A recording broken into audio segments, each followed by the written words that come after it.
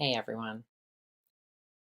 I wanted to take this time to talk about the important things that are happening in our country right now and open up a conversation in case you haven't been talking with your friends or family about the killing of George Floyd this week at the hands of police and our history of segregation and white supremacy and police brutality.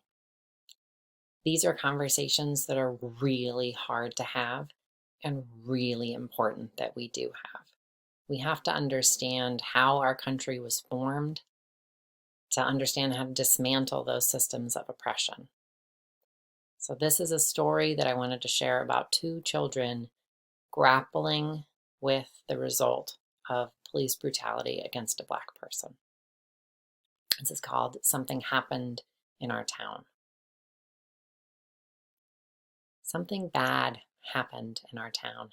The news was on the TV, the radio, and the internet. The grown-ups didn't think the kids knew about it, but the kids in Mrs. Garcia's class had heard the older kids talking about it, and they had questions. After school, Emma asked her mother, "Why did the police shoot that man?" "It was a mistake," her mother said. "I feel sad for the man and his family." "Yes, the police thought that he had a gun," said her father. "It wasn't a mistake," said her sister. "The cops shot him because he was Black." Emma was confused.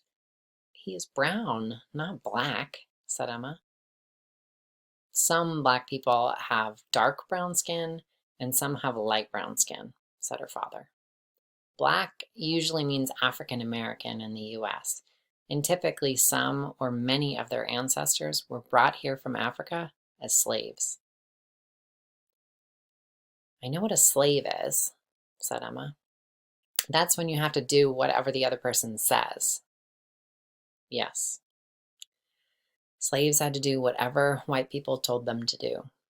And even after slavery ended, white people didn't let Black people live where they wanted to live, go to school with white people, or vote.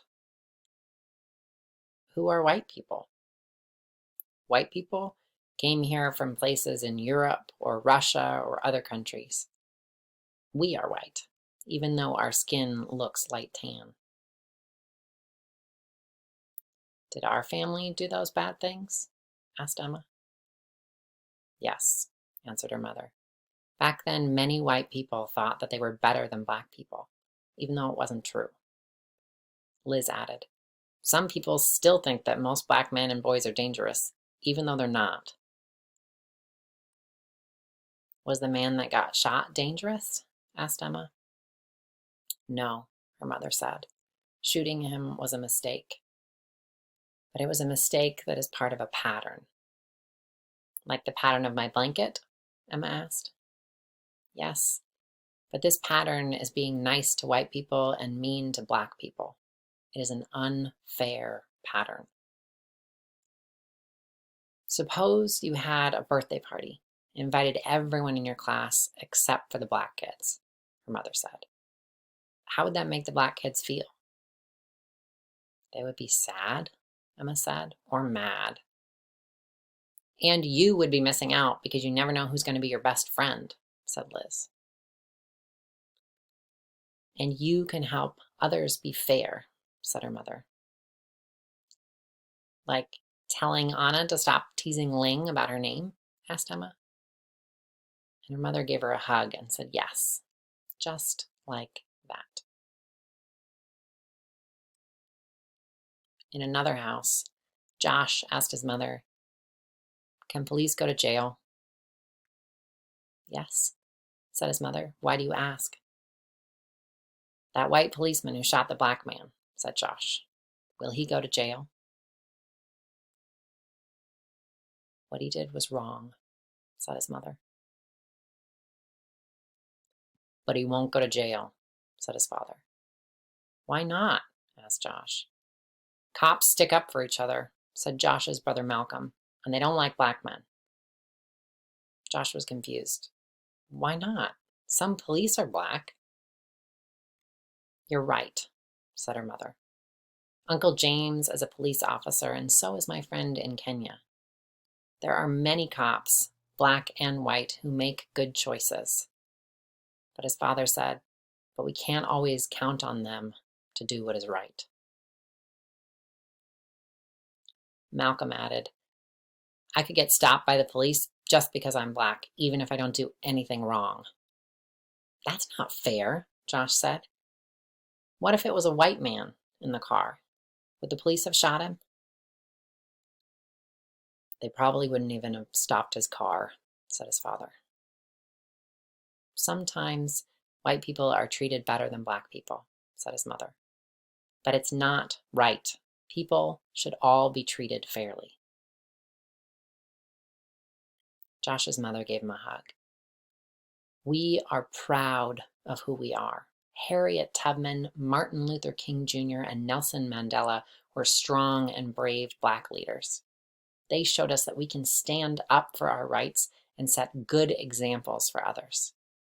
They were treated unfairly, but helped others to learn to be more fair. Some people haven't learned yet, said his father angrily. Why are you mad? Asked Josh. I'm mad that we are still treated poorly sometimes. But I can use my anger to make things better, said his father. Black people have a lot of power if we work together to make changes. I have power, Josh said, and I'm smart. His father smiled. You're right. His mother added, and you can change people's hearts by sticking up for someone who isn't treated fairly. Just like how Malcolm sticks up for me when the kids tease me about my glasses, Josh asked. He tells them to step off. Just like that, his parents said. The next day, a new kid joined Emma and Josh's class. His name was Omad, and he was from a country far away. Omad didn't know where to sit or what to do because it was his first day in school. He talked a little bit, but it was hard to understand him. He said that he was just learning English. After lunch, the class went outside to play soccer. Daniel and Sophia picked kids to be on their teams. All of the kids were picked to be on a team except for Omad. Daniel said Omad probably didn't even know how to play because he was new. Sophia said Omad might not be good at soccer. Josh remembered what his mother said about sticking up for people who were treated unfairly. Emma remembered what her mother said about unfair patterns and birthday parties. All of a sudden, Omad was not alone. Emma and Josh were leading him to their team. We have enough kids on our team, Daniel said. We don't need him. But Josh was ready. Step off, he said. He's playing. Yeah, said Emma. We don't want to miss out. And just like that, Emma and Josh gained a new friend and started a better pattern in their school. We all have the ability to educate ourselves about our history and about the present state of our country.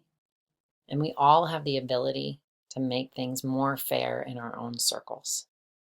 Stick up for one another, speak truth to power, and be kind.